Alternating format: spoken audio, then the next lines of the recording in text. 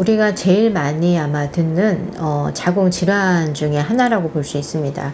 요즘에는 그 자궁근종이요 10대, 20대 이렇게 젊은 여성들한테도 많이 생기고 있거든요.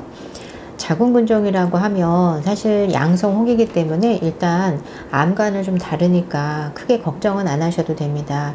다만 자궁근종은 발생 위치하고요 자라는 방향에 따라서 종류가 조금 나뉘거든요. 근육에 뿌리를 두고 자라는데 바깥으로만 자라는 혹이 있어요. 그 혹을 장막하 근종이라고 합니다. 장막하 근종 같은 경우에는 생리상의 불편함을 주지 않으니까 내가 아랫배 살이 좀 찌는 걸로 생각을 하시거나 뱃살이 조금 늘었다 정도로만 생각하고 근종이 있다는 걸 전혀 인지하지 못하는 분들이 많아요. 그래서 어느 날 저희 환자분 중에 보면 목욕탕에 가서 이제 때를 미시는 아주머니가 배에 뭐가 만져지니까 병원 한번 가봐라 그래서 가서 10cm 이상 혹을 진단을 받았던 경우도 있고, 또 무려 한 15cm, 20cm까지 커도 본인이 혹 때문에 커진 거라고 인지를 못하는 분들도 계세요. 그만큼 생리에 별 영향을 주지 않기 때문에 모르고 생활하는 경우에 혹이 장막하 근종이고요.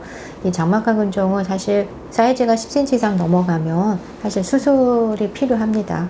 두 번째 경우는 근막하 근종 또는 병래성 근종이라고 하는데, 자궁은 근육으로 감싸져 있거든요. 그 자궁을 감싸고 있는 근육 안에 혹이 생기는 거를 병래성 근종, 근층 내 근종이라고 합니다.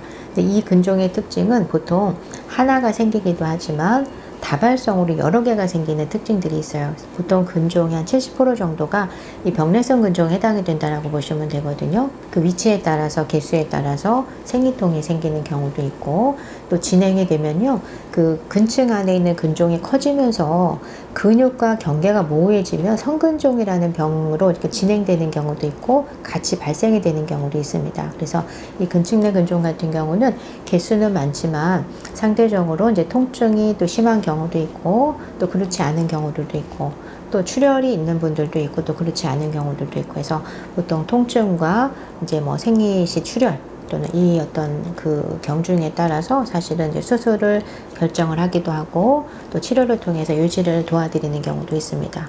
그리고 이제 마지막 세 번째는 내막하 근종, 점막하 근종이라고 해서요.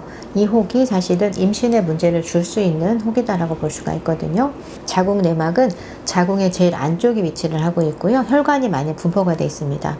한 달에 한 번씩 난소에서 호르몬의 분비를 통해서 이 자궁 내막이 부풀어 올랐다가 빠져나가는 게 생리예요. 그래서 아기가 들어설 때 이 자궁 내막에 이제 착상을 하는 장소거든요.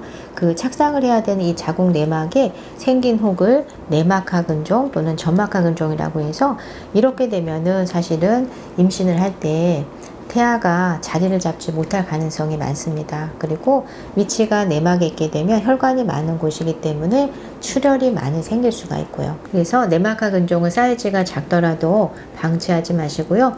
반드시 적극적으로 치료해 가시기를 권해드립니다.